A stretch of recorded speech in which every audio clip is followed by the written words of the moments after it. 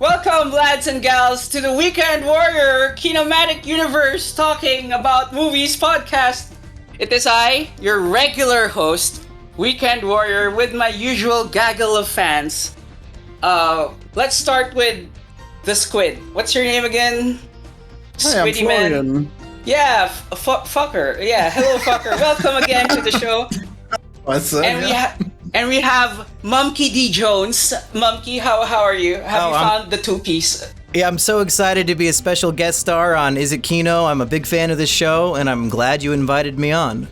You're welcome to the Kinomatic Is It universe. And we have the what's your name again, sir? He's the geek of Is It KINO? The circle Kino. The fuck? What's your name again, Mister? Introduce yourself. My name is Florian Himsel. I created The Binding of Isaac. I'm not even supposed to be here, but I was asked to be here to give all my shitty opinions to be The Binding of Isaac Mahaffey? Oh my god! The Binding of Isaac Mahaffey, yeah, exactly. What? The Afterbirth? Oh my god! I named it after myself. The Repentagrams? Holy shit! Oh my god! I have a very similar story to tell. Damn. Oh really? Yeah. Really? Well, let's hear it. Yeah. He also goes on podcasts to share his shitty opinions, just like me. Yeah, I'm Kino Corner and I go on podcasts to be shitty, yeah. Oh no, this is good. Let's discuss the film, but Florian pretends to be Kino and Kino pretends to be Florian. I actually really liked the movie, you know? I thought it was really funny. I thought there were some good moments. I actually Yeah, that's me. You know, yes, you should give it a chance. I like the message of the movie. Well, the thing is, I don't think that the comet should destroy the Earth, because I think that the Earth is a great place to live. I think that the movie, no, it wasn't funny. No, it was too long. It was a 3 out of 10, but I would say it's Kino. Best movie of the year. Best movie of 2021. I would say it's only slightly better than Thunder Force. I'm Kino Corner. I'm so offended that this movie has environmentalist messages in it. You know, the libtards they've really come for our movie messages. You know, they've ruined another movie. It is terrible. I am so offended. Yeah, my name's Kino Corner. I preferred the political messaging of The Greatest Story Never Told. I think that this movie should have been more like that one. I think it should have been more like Salo. Kino Corner. Salo is the best movie of all time. Well, here's a real question, Kino. Would this movie have been would it have been improved if Jennifer Lawrence ate her own shit in the movie? Look, if Jennifer Lawrence did something that was degrading in a funny way and not in an obnoxious way, then the movie would have been a lot better. She did. It was called Rapping Along to Wu-Tang Clan for the opening 3 minutes of the film. Yeah. Oh my god, what an opening. Everything. Okay, before we even get into the movie, okay, I think everyone who watches this movie, their biggest gripe with it, well, there's a lot of gripes with it, but Jennifer Lawrence fucking sucks in this. Yeah. So much. Yeah. So much. Well, in case anybody doesn't know what this movie is, it's new on Netflix, but Florian, would you give us a brief plot synopsis in case somebody is confused? Yeah, Don't Look Up is a movie about a comet destroying Earth, and then people deny it, because that's a thing that we do. We just deny our inevitable doom, and it's all political. It just portrays how America would react to this very real scenario, right? You know what's funny though? What I really noticed in this movie is that the only nation actually trying to do anything was America. What the fuck was Austria doing? You guys were that was actually completely wrong. America was destroying like all the other space programs so that they couldn't stop the comet. Didn't you pay attention to that? I think Austria was busy apologizing for the Holocaust. Yeah. Okay, can we go back to Jennifer Lawrence? She looks like a peak feminist lady. Can I say that? Yeah, I noticed that. Like she had the annoying piercings. She had the weird haircut. The only thing that was wrong about it is that she has red hair instead of the blue hair.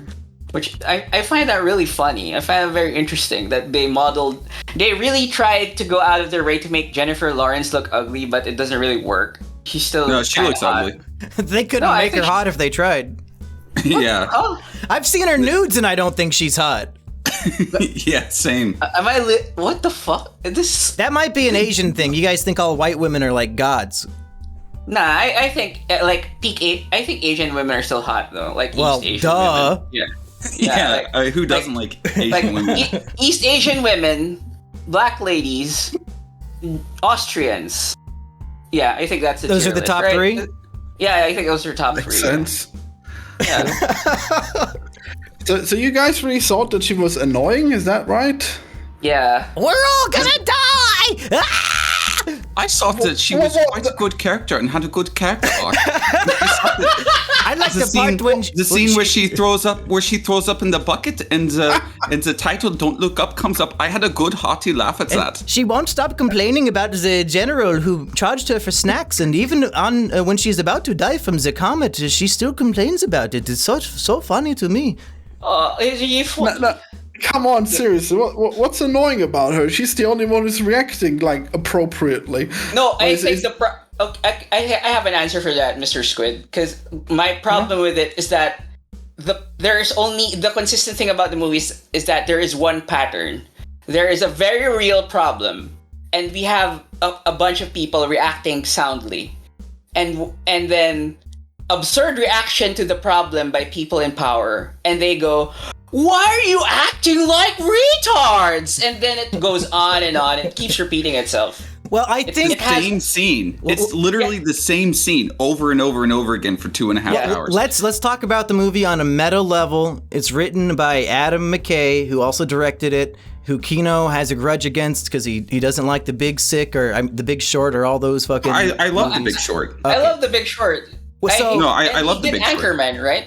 He did Anchorman. He did Talladega Nights, Step Brothers. Right. So he clearly has a lot of frustration about a certain administration in the government that was incompetent in dealing with a horrible tragedy that was getting a lot of people really sick and dying. And I think if the movie feels repetitive, that might reflect on how Adam McKay felt during certain events in recent history and how repetitive the incompetence of certain leaders might have been. But it might not have translated well into the film in a way that wasn't overly preachy or annoying. Oh, I mean, the film is overly preachy, and one of the reasons why the film feels overly preachy is that there aren't any real characters. Everyone is a caricature. Other than Leo DiCaprio, I think he's good. Yeah. Other than Leo DiCaprio. He's the only one that has an arc. He's the only one that has any kind of depth. Everyone else is pretty much just like a one-note sort of reaction. It's basically like Meryl Streep is a gender-bent Trump, and she's just meant to act like, like a woman version, not even of Trump, but of that cartoon, our president in chief, or what was that one cartoon that was like voiced by Stephen Colbert? Or something Little like that? Bush? No. You never watched Little Bush back in the day? No, there was like a Trump cartoon that was terrible. It's called Our Cartoon President. Yep. Our Cartoon President, yeah. So she acts like a gender-bent, non-cartoon version of Trump from Our Cartoon President. Jonah Hill is supposed to be son of Trump. No. Yeah, I guess like one of his sons. It's more of like an Ivanka thing, because Jonah Hill's talking about how he wants to fuck his mom, and like Trump would say that about Ivanka all the time. Yeah, so they just, it seems like they gender bent the, to, instead of a father and daughter, it's a mother and son. And, but then you have like Tyler Perry and Cate Blanchett as the hosts of this Good Morning America type. Can I just say that I agree with Kino's observation in the DM. I think Cate Blanchett was kind of hot in this movie. Well, Cate Blanchett is hot. Yeah, like I would like. Oh, damn. She is hot. I mean, did you see Nightmare Alley? No, I have no one did. What the news anchor lady? Yeah, well, she was obviously hot. What do you mean? No, but we're all on the same page that the beautiful actress is attractive. Yeah. I think that's going to be the one thing that we all agree on here. But everyone is just sort of they just have their own rote reactions. Tyler Perry's always the same. Kate Blanchett is pretty much always the same, And what a lot of this movie is that they discover this comet that's hurtling towards Earth, and they say it's going to hit Earth in 6 months, 14 days, and it's something like that. Some real Donnie Darko shit. Yeah, about 6.5 months. So we have a very short window of time. And then everyone acts like a retard. It's like, who cares? And then, like, when they go onto the show, The Daily Rip, they care more about, the celebrity sort of, drama. breakup, celebrity drama. And it just Are you goes trying to imply cycles. that's not accurate satire? No, it's not accurate. Oh, you're fucking high if you think that's not accurate. Oh. You think the common man cares more about climate change than celebrity gossip? You're fucking crazy. No, because that's this isn't climate thing. change. Because it technically is a metaphor for climate change, but in the, if you have been watching the news Weekend for the Warrior last 2 talk. years. I want to hear him say what he was going to say. I agree with, like, I read that also, that it was about climate change, but a fucking comet that has a definitive deadline is very different from climate change, which is very real, but we don't have a fucking deadline. I think we do have some deadlines, but who can say? But but the thing is that it's like the news loves to push the sky is falling narratives. I mean, we see this with COVID, we see this with literally everything. If there's some catastrophe, you don't hear the end of it. People eat it up. People love this. I turned on the news and they wouldn't stop talking about Epstein and Ghislaine. Yeah, the news loves to cover all the horrible tragedies in the world. No, I mean, well, also, what's going on with the whole Vegas shooting? I mean, do we know anything more about that? What was that, like 8 years ago? Get over it. We know nothing about it. No, but I mean, you look at like school shootings. You look at, you're hearing all about on the news, all about this Russia-Ukraine stuff happening now. Yeah. It's all over. You hear all about COVID every single day, all day long. I mean, the news loves the skies falling stuff. They love this doomer shit, They love pushing fear. And I think that this is not an accurate satire because they're literally coming out and saying everyone's going to die. That's going to get clicks. That's going to get tons of clicks. Tell me that, like, the media isn't going to eat that up. I don't know. I think I see on the front page of Reddit every now and then there will be, like, a new climate change report that has some damning information in it, and I don't see it posted anywhere else and don't see it on TV. It's only on Reddit, and then after 5 minutes, all the Redditors forget about it. Well, but that's Redditors. I actually agree with Miss President, or was it Jonah Hill that said, "You're not the first person that comes here that says the world's gonna end and blah blah blah." I think there was a point there. Like, it doesn't feel real. I guess it kind of doesn't feel real. Like, but the question is, what does KINO think is actually going to happen? Like, how sincere do you think climate change is? Do you think it's like nowhere comparable to a comet? So what do you think? Is it all overhyped, KINO? Is nothing going to happen? Yeah, nice pivot to talk. I'm not a climate scientist. I really don't have. As far as Mumkey loves to, like to prod you and stoke the flames, I don't really have an opinion on climate change. I just believe in reducing emissions, reducing toxins going into the environment, cleaning up communities, making everywhere beautiful. When you say cleaning up communities, you specifically mean Detroit, Philadelphia, Harlem? I mean, I think that everyone should do their part to make where they live a nice place to live, make it beautiful. I pick up litter on the side of the road. Well, that's because you're poor and you need food. But you talk about it like it's overhyped, right? So we really shouldn't focus on it that much. Is that what you're saying? Well, if KINO was in this movie, he'd say, "Look, I'm not a comet scientist. I just think everybody should, clean up their neighborhood. That'll somehow stop the comet." Look, the thing is that Weekend Warrior heard a good thing. It's like, okay, is a definite end of the world scenario, right? Yeah. But you can also see the allegory to climate change or whatever, because it's like the government needs to act now, And how do we know it wasn't about COVID? Yeah, it wasn't. No, because Jonah Hill came out and said, he literally said, you guys might not like understand this, but the film is actually about climate change. Oh, he said that in an interview? Yeah, he said that in an interview. In what the fuck, that late night show that everyone hates, that guy? Jimmy Fallon or Jimmy Kimmel. Jimmy Fallon, he hates it. And then what even made it more frustrating for me is that instead of encouraging people to actually do something, he encourages slacktivism. He's like, you can help fight climate change by texting this to this number. That's all you have to do. You can help fight climate change by watching my new movie on Netflix. Yeah, exactly. And that really kind of irks me. I really don't like slacktivists. Can I pivot to Greta? For a little bit, may I rant about a little bit? Greta Thunberg or whatever her name is? Thunberg. Yeah. Oh yeah. Didn't you see her singing or rapping on stage a couple months ago? That was pretty cool. Doesn't fucking matter because the biggest country that does emissions and that actually should stop doing more emissions and harming the environment and the ozone layer and could cause catastrophic climate change is not the Europeans or the United States. It's China. That's right.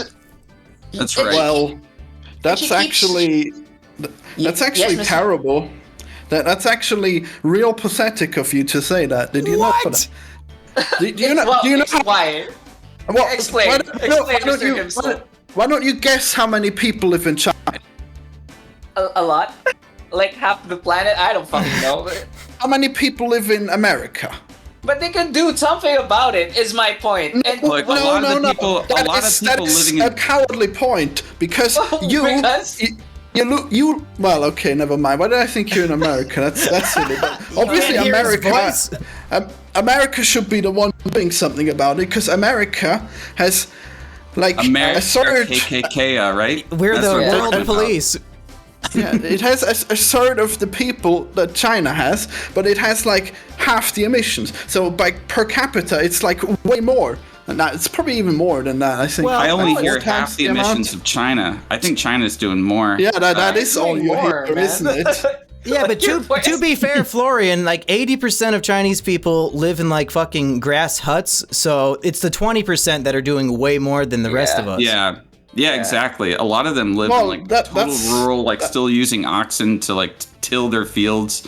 Yeah, well, why don't you think about how much that's going to cost trying to improve their lives? They have the money! China has the money! And they're doing it, but it's going to cause emissions, obviously. You think you can just break something without causing emissions? Can I also just say... Everyone shut up. Let Weekend Warrior speak, Kino, for the love of God, let a minority speak for my fucking life! I'm gonna defend Florian here. No. Okay. No. Okay. He needs his pro-Chinese social credit points because he lives in Austria. That's true. It's so true. Weekend Warrior, please don't let Kino interrupt you anymore. He won't shut the fuck up. I just fucking read that they disallowed Bitcoin mining in China, right? It's still going on, and what China's doing is they're gonna pivot to the government controlling Bitcoin mining. So it's just the same shit. They just want to control it. It's fucking funny to me. Are you just guessing that's gonna happen, or did you actually? No, it's gonna fucking happen. So you're guessing? You don't I'm have not. I was not expecting. I'd say it's an educated guess, considering how the Chinese government can essentially do whatever the fuck it wants with all of its industry in the country. They fucking banned Steam for a while because of some sort of. Well, they banned a lot of stuff, but I think this is a terrible characterization because China doesn't actually destroy the planet on purpose. Of course not. 500 social credit points have been given to your account, Mr. Himsel. No, honestly, what the fuck are you talking about? How think China is China? The most evil country other than Russia and North Korea, and you're supporting that shit? For real? Look, we're talking about the environment here. Do you think that China is pumping China's out the worst with the environment? Of course. No, it isn't. It isn't. What about all the Chinese poachers and the illegal fishing that happens with China? Yeah, in the Philippines, man. We experience it all the fucking time. They're in our shores. Wait. Time out.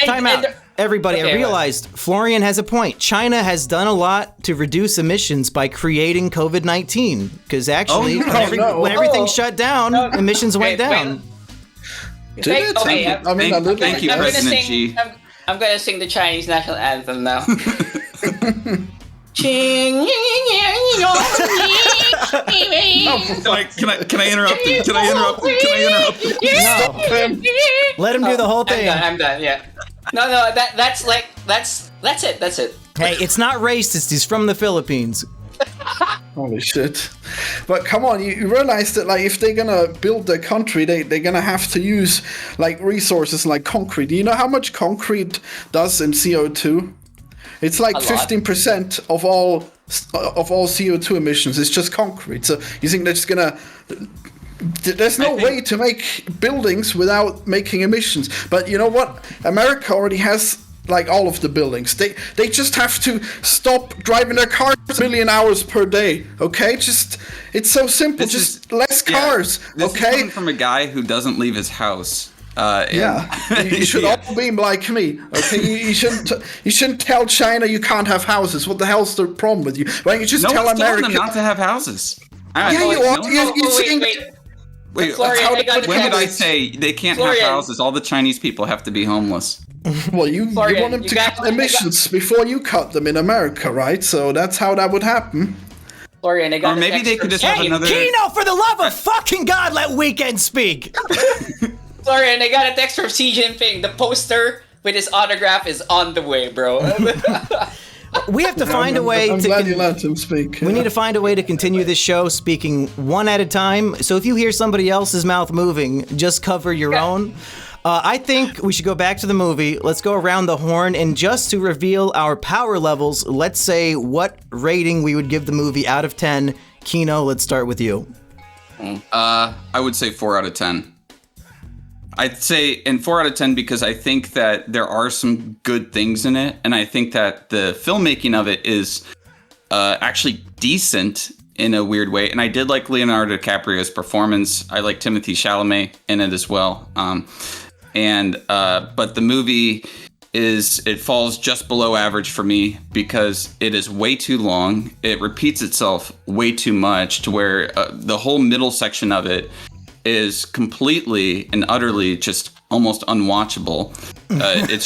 You can fast forward through so many parts of that middle section. You really won't miss anything.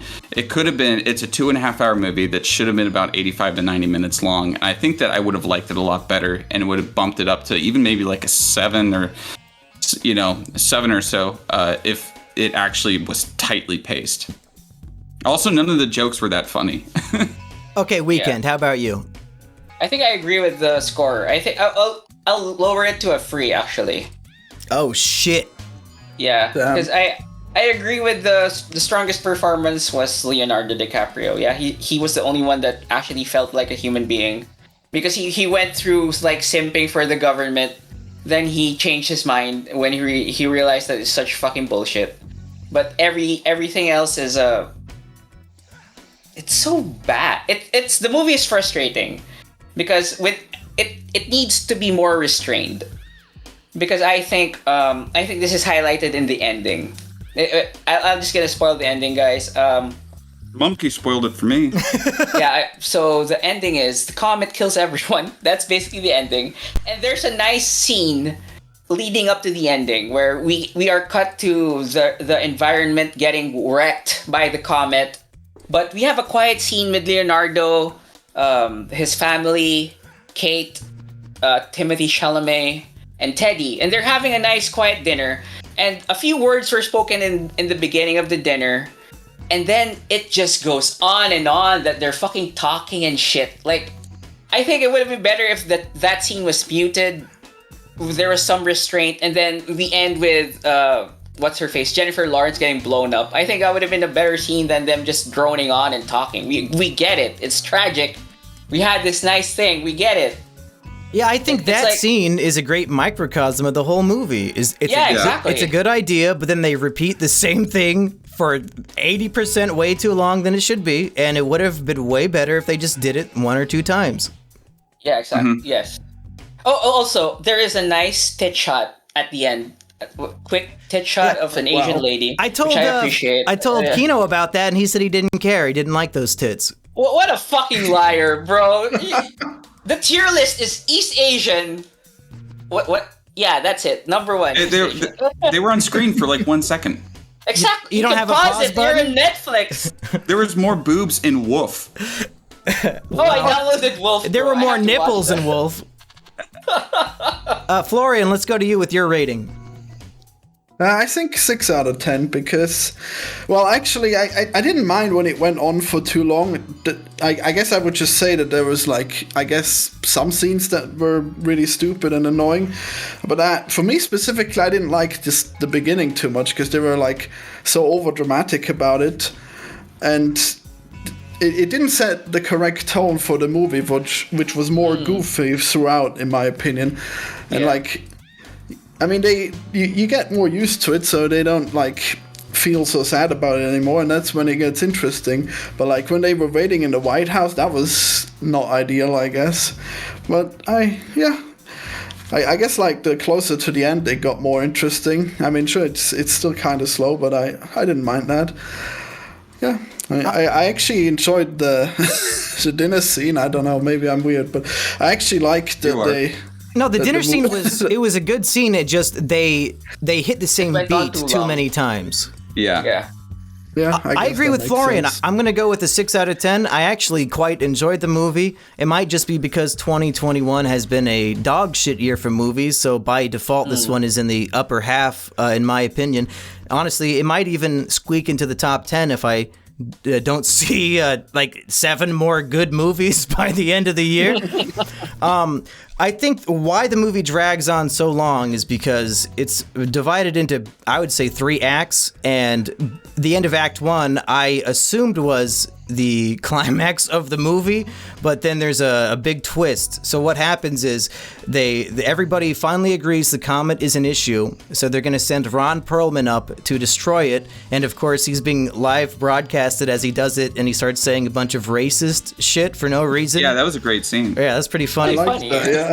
One of the funny moments in the movie. But they decide, you know what? The Elon Musk or the Steve Jobs of this universe, the rich billionaire, he realized the comet is covered in precious minerals. So now capitalism is going to doom the world, which, I mean, some people might argue is very good satire, very true to reality.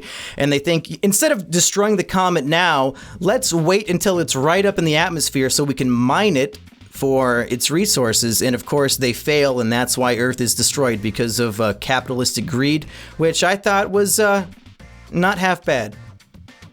Yeah, I actually really like that part, because it actually, like, we have all this fake comet business going on, but then we have, like, the real worst person in the world, Elon Musk, and he's there, and he's really destroying the Earth right there, and it's just so close to reality. It's just perfect. Yeah, like he tries makes to millions. You know, I hate them. Yeah. Oh yeah. Yeah, everybody with a 7-figure bank account is a piece of shit. How dare you? Like, why don't you leave the good millionaires and billionaires alone? It's really just Elon Musk. You just gotta look at what he's doing. Okay, he's just taking a good idea. No, what's he doing, Florian? I don't know. Doesn't he just make Tesla and everything else? And he's blood diamond. Oh boy, where to begin?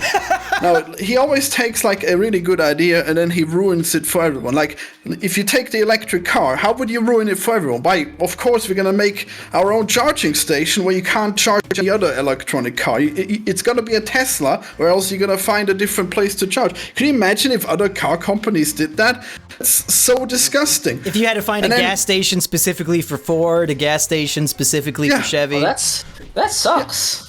Yeah, imagine, like, I'm trying to save the world. Why don't we just build 10 more gas stations where we don't need them? 10 times the gas stations? That sounds like the way to save the Earth. Just unnecessary infrastructure. And the same thing when he's going to space. Did you know he's launching like 6,000 satellites? Right now he's launched 2,000 already. Can you believe I mean, is that for the Starlink internet? Because I'm always the meme, man. I gotta support high-speed internet. Yeah, I support high-speed internet. It's not high speed. It's like the worst internet you can get. Like what? You don't need. And the important part is it like that, my internet? Yeah, it's like KINO's Florida internet. Okay, KINO, you might be the one person that it'll be an improvement for sure. There's already other internet for satellites that you can use. It's probably going to be cheaper too because it's not built on 6,000 satellites. Satellite internet, like HughesNet, is not cheap. Well, yeah, then just wait for one that has 1,000 times the satellites. It has 1,000 times more satellites than you need. Like, did you know that we have like 10,000 satellites? And now 6,000 of them are going to be from Elon Musk. Really, you need half the satellites to provide your shitty internet. Like, you realize? Florian, let me ask you this: how is it an environmental hazard for Earth to put things into space? Like, how does a satellite hurt us down here? Well, you simply watch the movie Gravity, because the satellites are going. That's your example. Yes, that movie that's actually it's a really good example of what will happen. All the satellites are going to collide. Gravity? I don't think so. Well, it's still happened, okay? It'll still happen. You know, the satellites are going to collide, and it's going to be like 1 million bullets in space, and you will never be able to launch a rocket. And then what could happen? A fucking meteor could happen. We wouldn't see it because the satellites are blocking our view. We couldn't, a comet.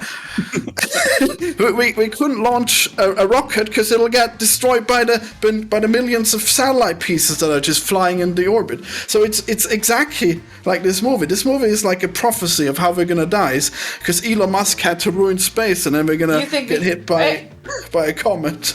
This movie is a true story, actually. Yeah, I have a question. Am I being too optimistic in thinking that everyone would get their shit together if there was a definite deadline? Yeah, you are. Well, I mean...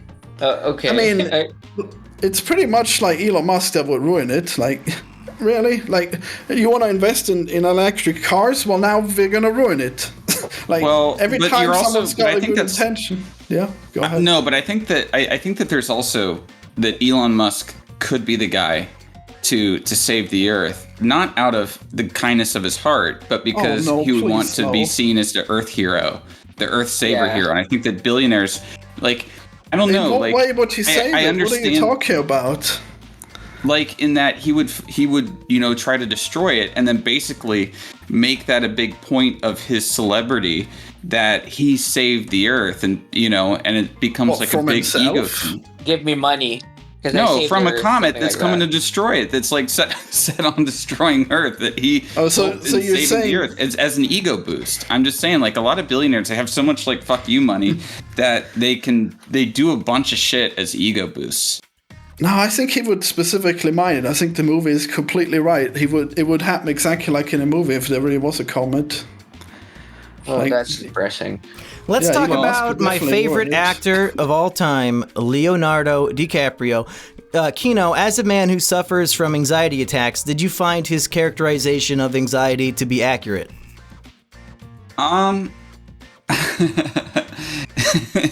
You do? Yeah, I'd say so. Yeah, I thought he did a really good job, and I liked his arc of just coming to terms with the fact that the government is so incompetent that they doomed the world. And at the end, he's so anxious at the beginning when he knows the world's going to end, and he can't stop shaking, he can't speak. But then at that dinner table, he knows he's about to die, and he's as calm as can be. And of course, there's a character arc in between to explain all that, but I thought that was handled very well. And it's like a subtle fuck you to the rich guy, because the rich guy prophesied that he was gonna die alone. Yeah. He chose to die with his family. That's very sweet. Did he say he would die unremarkable? Did he say alone? Unremarkable death alone. Yeah, something like that. I think that it was an unremarkable death, but I remember that you died alone. Something like that. Yeah, I remember that it was Mark Rylance was doing that, and I didn't really care for his character because it was off-putting to me. I mean, I know that was probably intentional, but again, he was another one of these like just very one-note kind of guys. But I think that what he was saying to Leo in that scene wasn't what the algorithms told him. I think he was saying he was making that up to put Leo down. in that particular scene. But I mean, it does go to the, to the idea that everything is a choice and we choose everything in our lives, essentially. Like every little thing that you do in your life is a conscious or unconscious choice. And so it's like, okay, an algorithm can predict it, and it predicted incorrectly for Leo's character, but it did predict it correctly for Meryl Streep's character. Yeah, and that was specifically my favorite joke in the movie, because like she's asking, I want to know how I'll die, and he says, you'll be eaten by a what's the name of the creature? I don't know. What'd you say? Bronteroc, I think. Yeah, you'll be killed by a Bronteroc. I don't know what that is, and then like it's a throwaway line, so I forget all about it. And then at the end, 22,000 years in the future, after their cryo chamber sleep in a spaceship, they land on a suitable planet, and a creature kills Meryl Streep, and Mark Rylance says, I guess that's Mokdorok or whatever fucking name. Did nobody else think that was funny? Because I thought that was the best joke in the movie. I think it's another problem with the movie. It went on for... The setup of the joke is too... Like... No way! It was great! No, I mean, like... The setup to Meryl Streep getting eaten took too long. Yeah, that's true. Like, yeah, it's another microcosm of the movie. It lacks for strength. Yeah, because once they get out of the ship, you can see those Bronterocs or whatever they're called kind of circling, and you're like, okay, I know where this is going to go. But instead, we get like a couple minutes of seeing old people naked.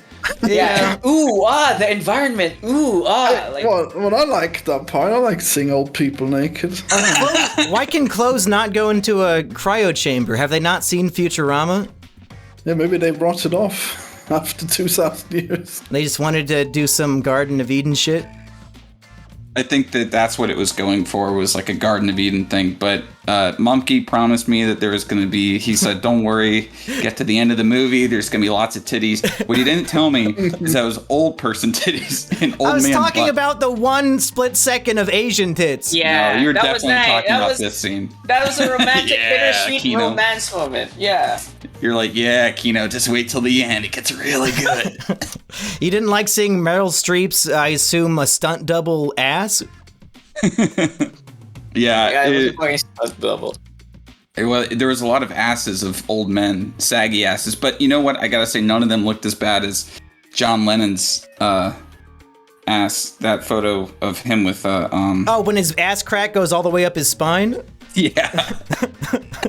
What? And you haven't seen that Photoshop of John Lennon and Yoko Ono, and they make his ass go all the way up to the back of his neck, and her ass is smaller than Hank Hill's? Yeah. No, I guess I missed it. Oh, that's really good. Amazing. If you can find it, post it in the chat. Yeah. Let me. You guys talk, and I'll try to find that. Weekend. Let's hear from you. What are some other points about the movie that are burning inside your brain? I think Florian said something about the intro. I think the intro is one of the strongest points of the movie, actually.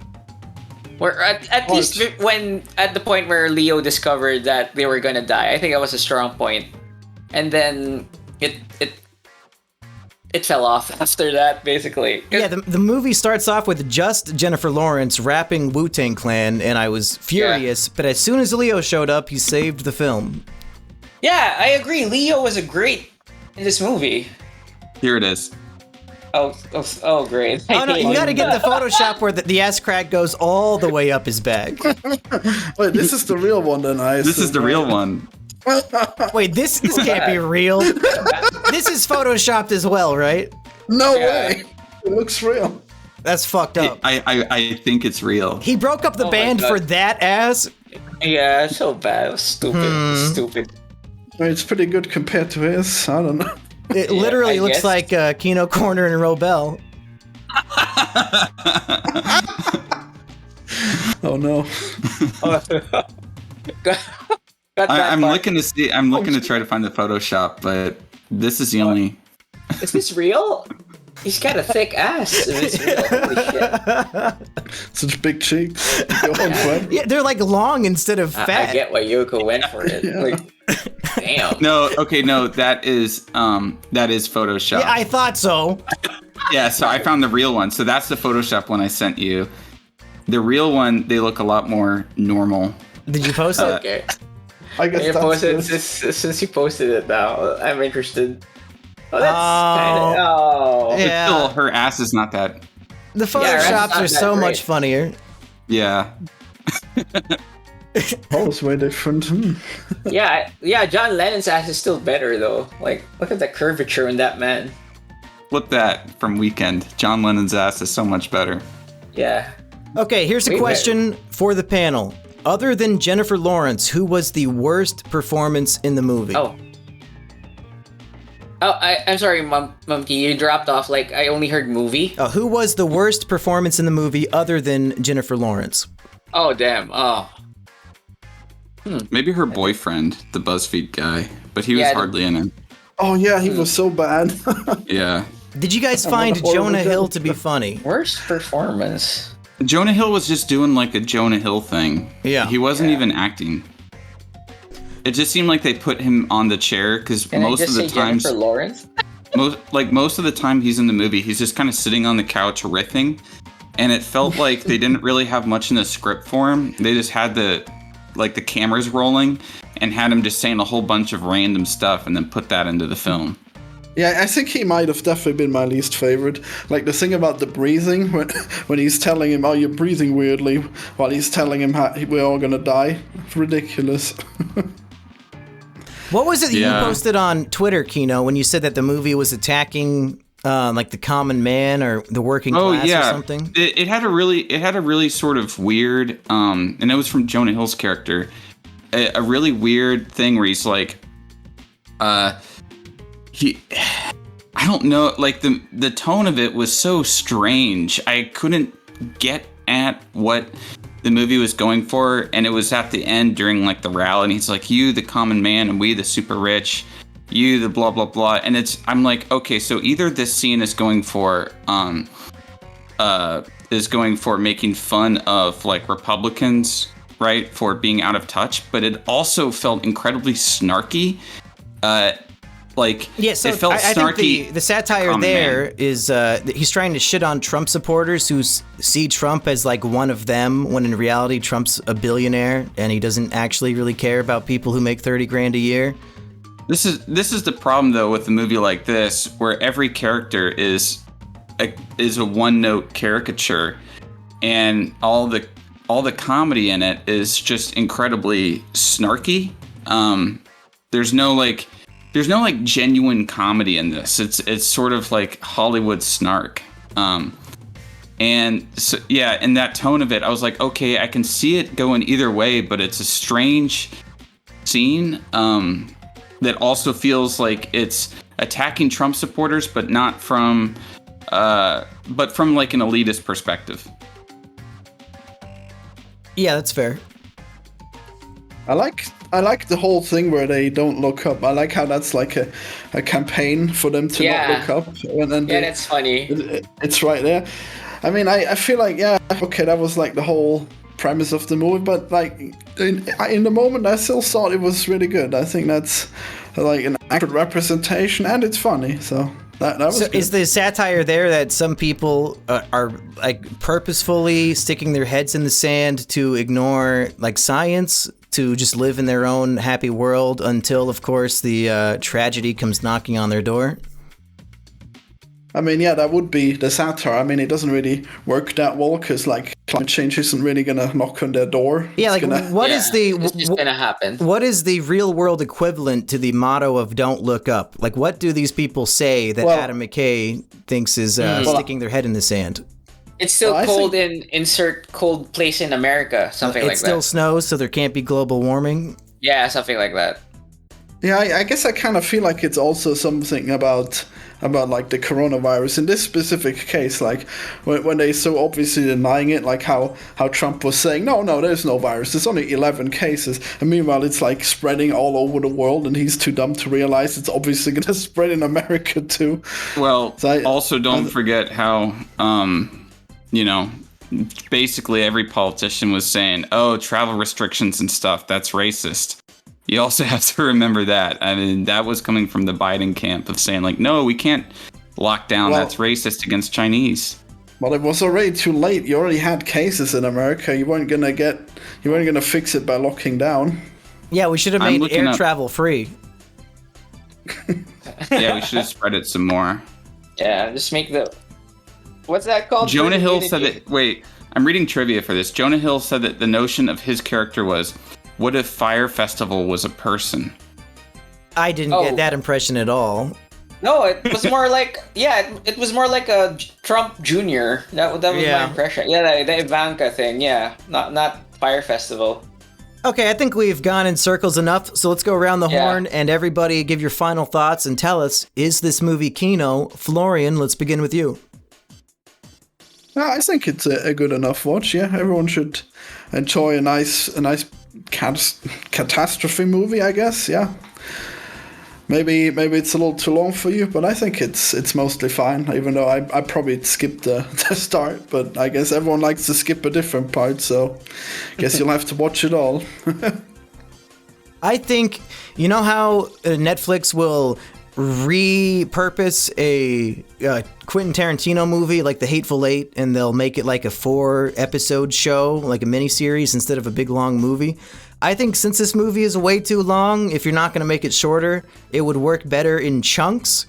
So if you're going to watch it, don't sit there and watch it in a 3-hour sitting, because you will get fucking bored. Maybe watch it like 40 minutes at a time, and it's more enjoyable that way. Yeah, I had to watch it in chunks. And I would say it's...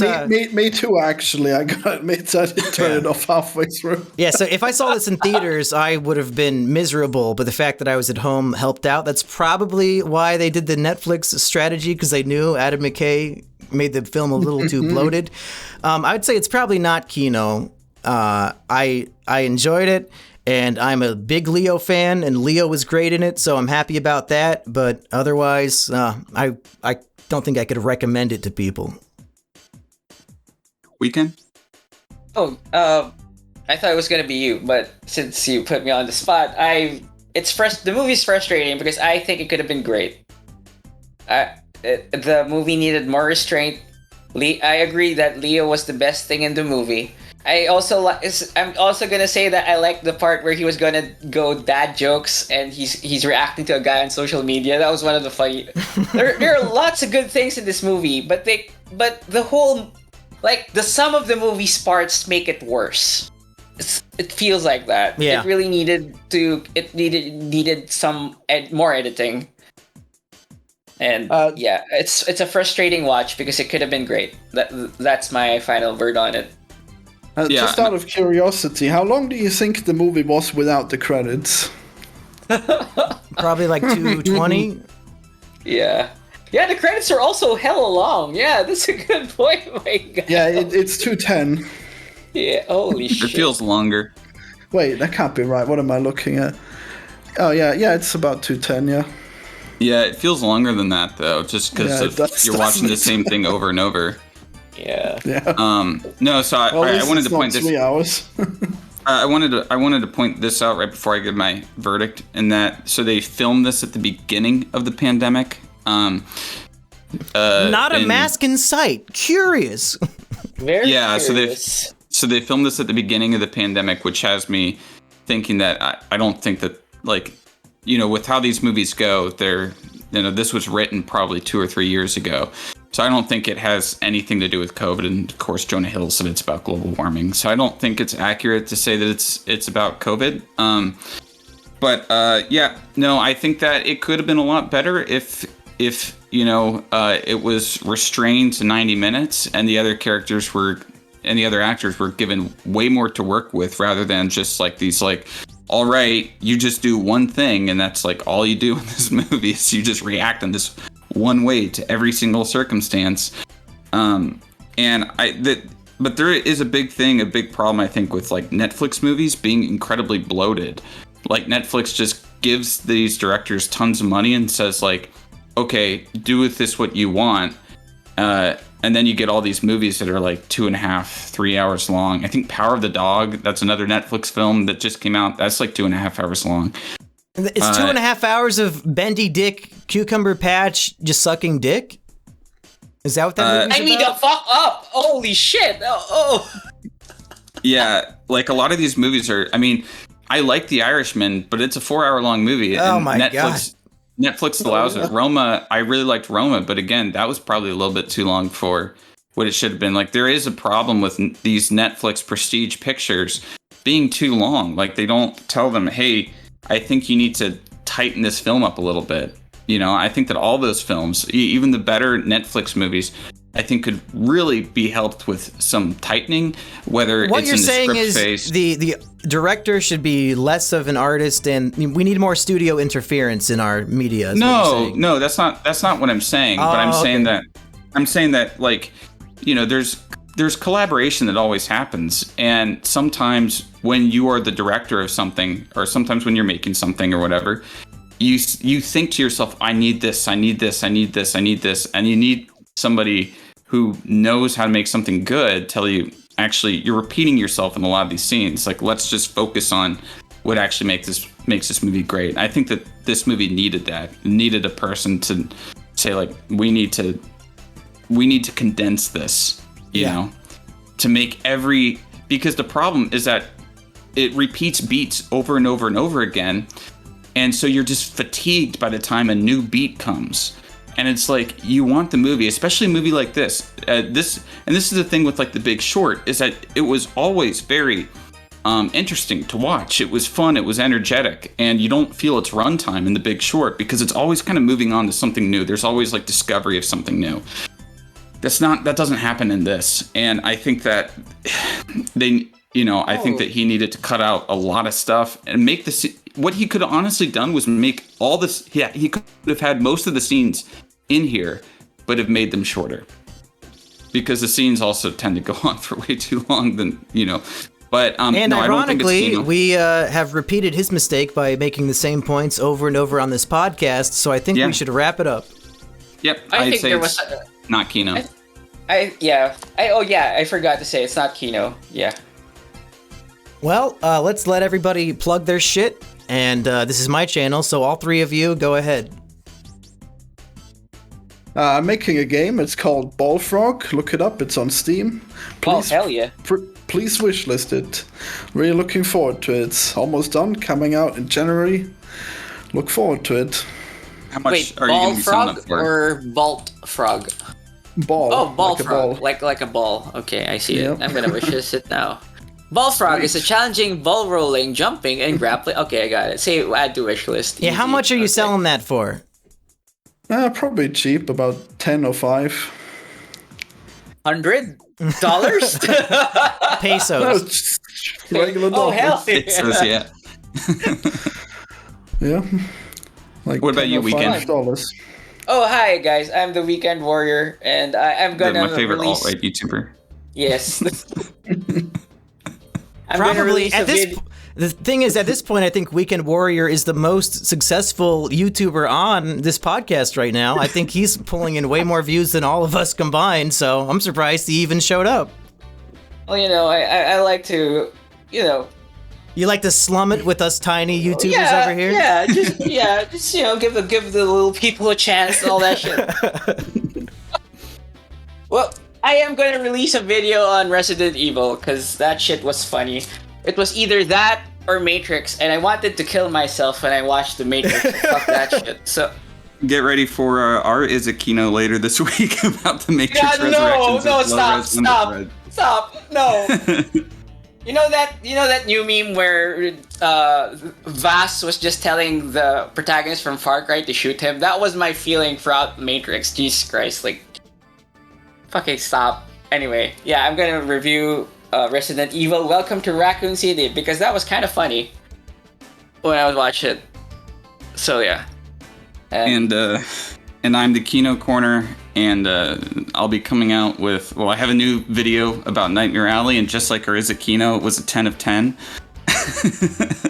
So go watch that and go listen to our Is It KINOs on that, because both of those bombed because no one watched Nightmare Alley. And I'll be coming out with a video on The French Dispatch in about a week. So another 10 out of 10 in terms of views. Probably. Well, if anybody listened all the way to the end, what secret phrase should they post in the comment section? Hashtag Trump was right about the comet. I don't know. Hashtag Trump was right about the comet. Okay, we could do that. Yeah. Yeah. That sounds good. Okay, thanks for listening, everybody. See you next time. See ya. Bye-bye.